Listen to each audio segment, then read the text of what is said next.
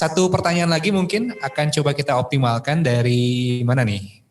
Ada dari sahabat Anike Rustam dari Batam, Masya Allah. Yang ingin ditanyakan, apa obatnya untuk jantung yang sudah dipasang ring? Penyumbatan jantung katanya, ring penyumbatan jantung. Mohon solusinya, barangkali ada pendekatan organik GSR yang bisa dilakukan. Oke. Abang jamunya masih sibuk. Alhamdulillah. Sebenarnya tadi sudah terjawab ya, mungkin dengan testimoninya yang tadi ya, Pak Rizal, Kang Rizal ya, yang Andi tadi, yang Masya Allah beliau itu sudah benar-benar mau pasang ring setahu saya. Ya, tadi cerita beliau itu, dan subhanallah, biiznillah akhirnya beliau, yang saya biasanya selalu tanya, apakah Anda cuma minum herbal saja? Jawabannya tidak. Pasti ada perubahan pola makan. Pasti ada. Kalau makan nggak diubah, ini semua tidak akan banyak faedah. Artinya apa? Kalau pagi, siang, malam makannya masih sama kayak sebelum dia sakit, jangan berharap banyak. Ya. Artinya tadi beliau sempat ceritakan mulai terbiasa makan ubi kukus, ya singkong, rebus segala macam gitu ya. Kemudian juga makan makanan yang katanya beliau juga penggemar kuliner ya. Itu akhirnya sekarang mulai diperbaiki pola-pola itu. Oh, ternyata itu boleh saya katakan 60% lebih kesembuhan itu akan tercapai dengan itu. Ya, jadi itu salah satunya. Jadi apa yang harus Anda kerjakan? Perbaiki pola makan. Ya, mungkin bahasa kita itu clean eating atau eating clean. Ya, jadi makanan-makanan yang sifatnya melemahkan atau memberatkan tubuh, khususnya pencernaan, itu di stop dulu lah, diganti. Nasi ganti sama beras coklat, beras hitam, beras merah dibatasin. Ya, kemudian makan-makan tinggi serat, ya banyak tuh ya. Kita bisa makan sayur-sayuran, ya pecel nggak apa-apa, karedok pecel boleh ya. Nggak masalah. Ya. Apalagi misalkan kacangnya tidak digoreng tapi disangrai aja, nggak ada minyak jadinya kan. Iya, betul. Itu salah satu caranya. Ya, jadi biasakan. Maaf. Jadi Alhamdulillah. Jadi biasakan dengan makanan-makanan alami yang tidak diolah, tidak diproses. Harus ada perbaikan pola makan. Apalagi biasanya sudah pasang ring ya. Itu akan ada obat untuk pengencer darahnya. Betul? Iya. Akan ada obat untuk mengontrol kolesterolnya. Akan ada obat untuk melancarkan BAB-nya.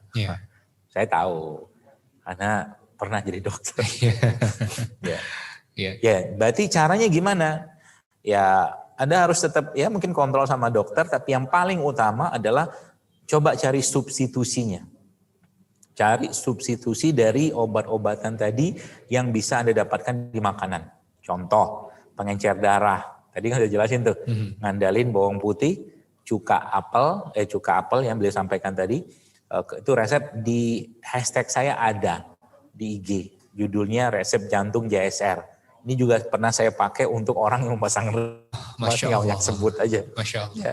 Itu jadi madu, kemudian bawang putih, kemudian cuka apel sama jahe. Jadi 4 bahan ini itu diolah, itu mulai dirutinkan. Kalau seandainya Anda nggak mau ribet, nggak mau repot, perbanyak konsumsi makan bawang-bawangan untuk pengencer darahnya. Merah, putih, bombay, bawang dayak, makan semua tuh. Berarti saya makan bawang? Nggak perlu makan bawang. Bikin sup, bawangnya banyakin, airnya diminum. Iya betul kan ya. Gitu. Gampang kan? Nah itu salah satu. Kemudian serat-serat tinggi bisa Anda dapatkan dari mana? Rimpang-rimpang secara umum banyak tinggi serat ya. Kunyit, ya jahe segala macam, termasuk juga kurma juga bisa dipakai. Atau beberapa jenis serat-serat yang tinggi seperti rumput laut ya, kolang-kaling juga bisa membantu. Jadi bikin wedang yang isinya ini nggak ada di resep juga, tapi bisa Anda bikin di rumah. Air madu ya, masukin dalamnya kolang-kaling sama rumput laut. Itu juga sangat baik dalam melancarkan BAB. Atau kalau mau lancar lagi bisa juga pakai lidah buaya. Banyak banget yang bisa dipakai sebenarnya. Sedikit tahu ilmunya, Anda bisa ngolah pola makan ya. Pola makan diubah, diperbaiki sehingga subhanallah makanan tadi betul-betul berperan sebagai obat dan menjaga kesehatan. Jadi makanya ada satu filosofi atau mungkin kalimat yang disampaikan oleh Hippocrates atau Hippocrates itu dikatakan let the food be your medicine and medicine as your food. Jadi jadikan makanan sebagai obat dan obat sebagai makanan. Jadi bayangkan kalau seandainya tiap hari pagi siang malam yang dimakan itu cuma sekedar memuaskan lidah. Sayang kan? Akhirnya apa? Kayak sekarang. Virus ini, wabah ini, pandemi ini menjadi tempat pemberian hasil ujian iman dan imun seseorang. Subhanallah. Rapornya sekarang dikasih. Iya. Imanmu selama ini, nih. Ternyata ente belum belajar agama dengan benar. Ketakutan luar biasa dengan virus. Ternyata imunmu selama ini gara-gara apa yang kau makan selama, misalkan gitu ya.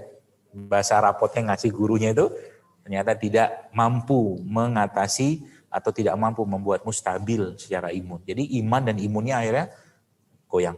Masya Allah. Itu mungkin. Aduh, jadi perlu banyak-banyak istighfar ini. Dan terakhir mungkin karena kita mau masuk Ramadan sekalian, betul. Dan semoga Allah sampaikan kita di Ramadan. Amin. Ramadan ya boleh saya sampaikan atau boleh saya katakan adalah bulan iman dan bulan imun. Bulan iman, bulan imun. Bulan iman dan bulan imun. Kenapa bulan iman? Karena di bulan Ramadan kita betul-betul dipush untuk lebih banyak lagi berbuat baik, terutama beramal ibadah. Yeah. Dan iman itu tidak memerlukan makan yang banyak. Betul. Ya, sehingga selama Ramadan harusnya kita betul-betul menjadikan Ramadan sebagai bulan untuk meningkatkan imunitas kita dengan tidak lagi memakan atau menggunakan pola makan seperti 11 bulan yang lalu. Iya. Ah gitu. Betul. Dan yang perlu dihati-hatikan adalah ketika buka puasanya, Dok ya. Iya. Ini kadang-kadang segala rupa menu dihadirkan karena seharian sudah puasa. Padahal tetap perlu dikendalikan ya. Alhamdulillah kalau sudah punya ilmunya, kita bisa lebih leluasa untuk mengamalkan. Mungkin itu menjadi pertanyaan terakhir ya untuk kesempatan kali ini. Dan terima kasih banyak Anda yang sudah berpartisipasi untuk bertanya. Mohon maaf sekali bagi pertanyaan-pertanyaan yang sudah sangat banyak tapi belum bisa kami sapa. Mudah-mudahan nanti ada majelis-majelis lain yang bisa kita saling bertukar pertanyaan dan mendapatkan ilmu lagi dari Dr. Zaidul Akbar.